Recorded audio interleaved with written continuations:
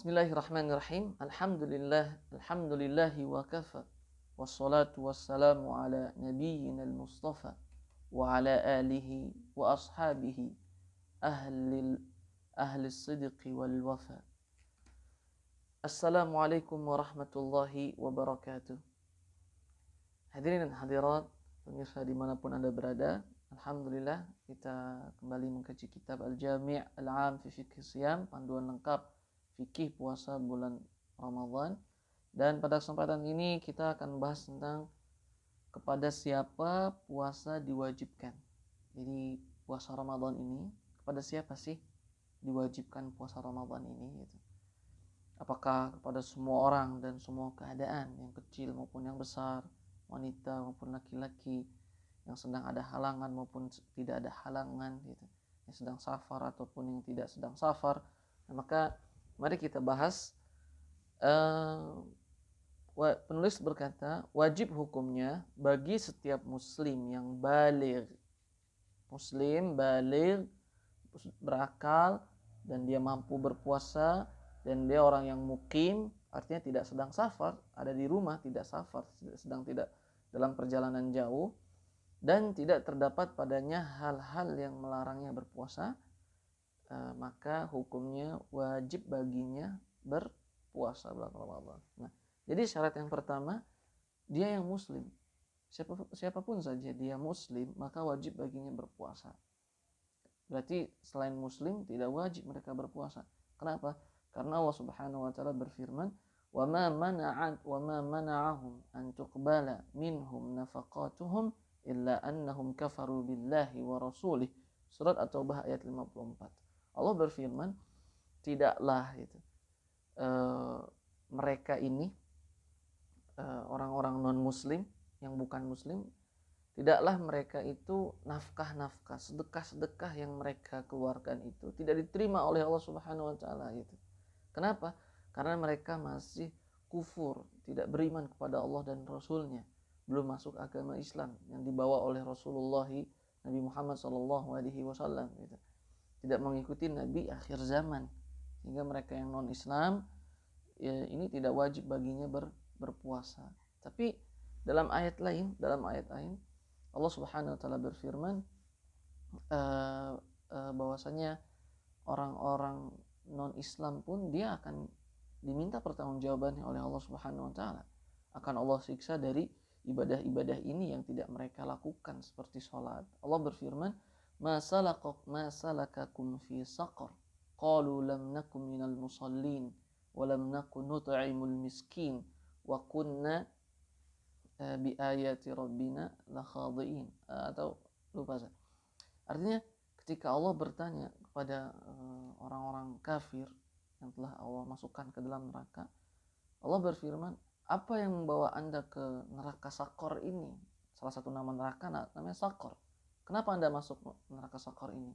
Orang-orang kafir itu berkata, dahulu kami ini tidak melakukan sholat, tidak bersedekah, dan selalu memperolok-olok ayat-ayat Allah Subhanahu wa taala, syariat Allah dan Rasulnya. Artinya, jadi ternyata yang membawa mereka ke neraka Sakor, dia tidak sholat, tidak memberikan makanan kepada orang yang miskin, dan selalu mengolok-olok syariat Allah dan Rasulnya. Nah, maka tidaknya mereka berpuasa pun akan ada hisabnya dari Allah Subhanahu wa taala gitu. Tapi yang sekarang mereka dipinta untuk masuk Islam terlebih dahulu. Nah, jadi syarat yang pertama dia muslim. Non-muslim dia tidak diwajibkan berpuasa, yang diwajibkan baginya adalah masuk agama Islam gitu. Nah, tapi selama dia belum masuk agama Islam, kemudian dia masuk bulan Ramadan tidak berpuasa, nah maka dosanya berkali lipat. Jadi belum masuk Islam, meninggalkan sholat, tidak berpuasa, tidak melakukan syariat Allah, dia itu kan hamba Allah gitu. Dia hidup di bumi Allah, dia makan rizki Allah Subhanahu wa taala. Allah telah memberikan dia kesehatan, tapi kenapa dia tidak mengikuti ajaran Allah Subhanahu wa taala gitu.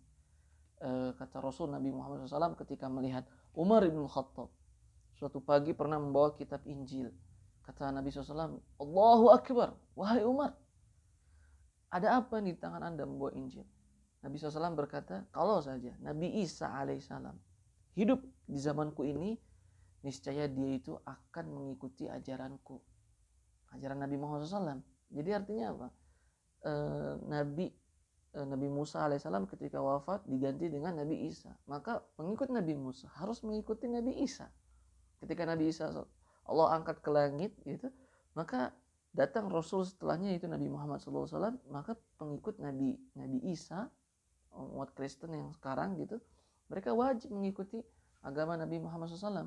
Dan bahkan Nabi Isa alaihissalam akan turun di akhir zaman gitu. Nabi Isa belum wafat, tapi Allah angkat ke langit, yang akan nanti Allah turunkan ke muka bumi ini untuk membantu kaum muslimin memerangi Dajjal. Dan Nabi Muhammad SAW dia mengikuti syariat Nabi Muhammad SAW. Nabi Isa alaihissalam pas turun ke bumi ini dia mengikuti syariat Nabi Muhammad SAW. Dia akan menghancurkan salib, dia akan membunuh hewan-hewan babi itu yang akan Nabi Isa alaihissalam lakukan gitu. Nah, jadi syarat yang pertama dia muslim. Yang kedua dia baligh, dia sudah balik. Sudah balik itu apa? Ada 5 ciri-ciri balik itu. Yang pertama, dia pernah ihtilam atau mimpi basah. Kemudian sudah tumbuh. Ini tanda dia sudah balik ya. Dia sudah ihtilam, sudah pernah mimpi basah. Kemudian sudah tumbuh bulu-bulu kasar di sekitar kemaluan, walaupun kecil tapi sudah tumbuh bulu-bulu kasar. Itu tanda sudah balik. Kemudian biasanya anak usia 15 tahun gitu. Anak usia 15 tahun. Dan untuk wanita dia ada haid. Ada haid. Yang kelima adalah hamil. Yang kelima adalah hamil, itu adalah tanda balighnya seseorang gitu. Kalau laki-laki hanya 3. 3 ini umur 15 tahun, ini juga perempuan. Kemudian tumbuh bulu kemaluan, itu juga untuk laki-laki dan perempuan. Kemudian ihtilam, mimpi basah, itu juga untuk laki-laki dan perempuan. Adapun haid dan hamil, maka itu adalah untuk tanda balighnya seorang wanita itu. Jadi muslim, baligh, kemudian berakal. Artinya berakal, dia bukan orang gila gitu. Nah, karena orang gila kata Rasul, rufi'al qalam an 3, an sabiyyin hatta yahtalim, hatta yaqil gitu, an sabi hatta yaqil. Jadi sampai dia berakal gitu. An sabiyin hatta yahtalim, dari anak kecil sampai dia ihtilam, mimpi basah. Wa anil majnun hatta ya'qil, dan orang gila sampai dia berakal kembali gitu. Wa anil naim hatta yastayqid, dan orang yang tidur sampai dia bangun gitu. Nah, maka orang yang tidak berakal, artinya orang gila, tidak wajib baginya berpuasa gitu. Tidak wajib baginya berpuasa. Yang wajib hanyalah muslim, dia sudah balik dan dia sudah berakal. Yang syarat yang keempat, dia mampu berpuasa gitu. Allah Subhanahu wa taala berfirman, "Wa man kana maridan wa man kana minkum maridan aw ala safarin fa iddatun min ayyamin ukhra." Bagi siapa di antara kalian yang sakit, maka baginya mengganti puasa Ramadan itu di bulan-bulan lain. Dia batal di bulan ini karena sakit, tidak mampu, maka dia mengqadanya di bulan lain setelah bulan Ramadan.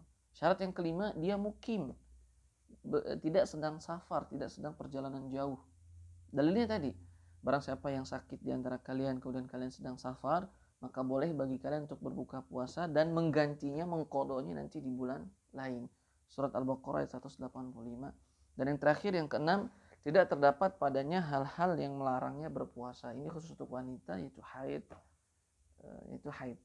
dan nifas. Maka tidak wajib bagi wanita yang haid dan nifas untuk melakukan puasa gitu.